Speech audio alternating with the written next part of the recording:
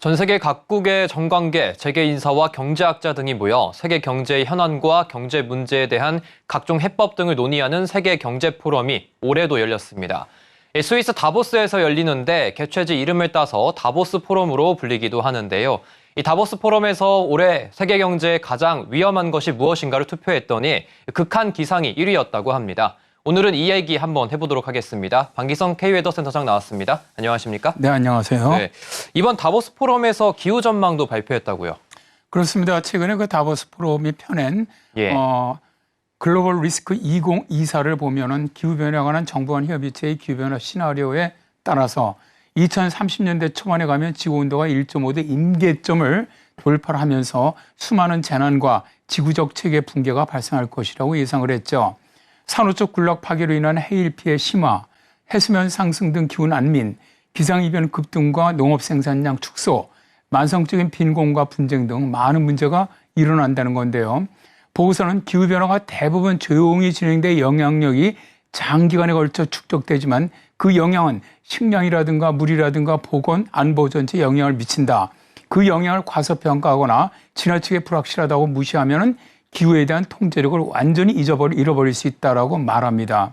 실제로 2023년은 인류가 기후 통제력을 상실하는 것이 아닌가 하는 엄청난 재난들이 연속해서 발생을 했는데요. 2023년 2월 인도에서 시작한 이상고온 현상은 유럽을 거쳐서 미국을 강타했고요.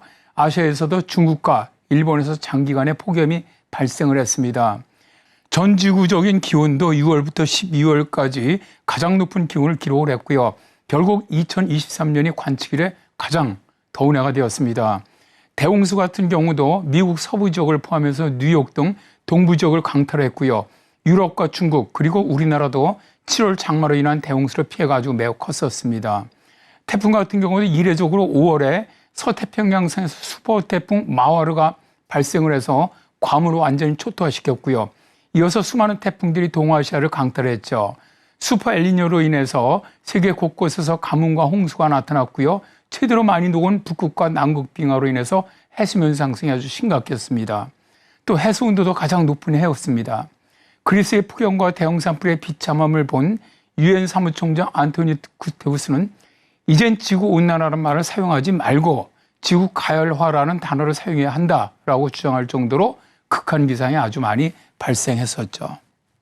이번에 다보스 포럼에서 이 전 세계 오피니언 리더 1,490명이 이 투표한 내용을 공개를 했습니다.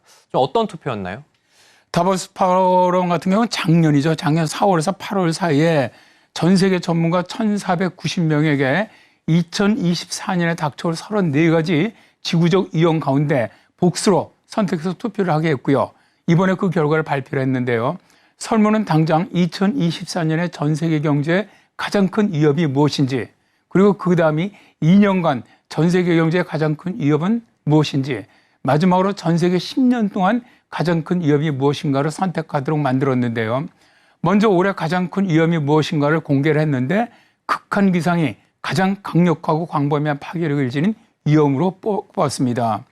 작년에 이게 1위가 생계비 위기가 1위였는데요. 올해는 극한 기상이 1위로 올라선 것이죠. 이어서 이제 두 번째 위험은 인공지능이 만든 가짜 정보였고요.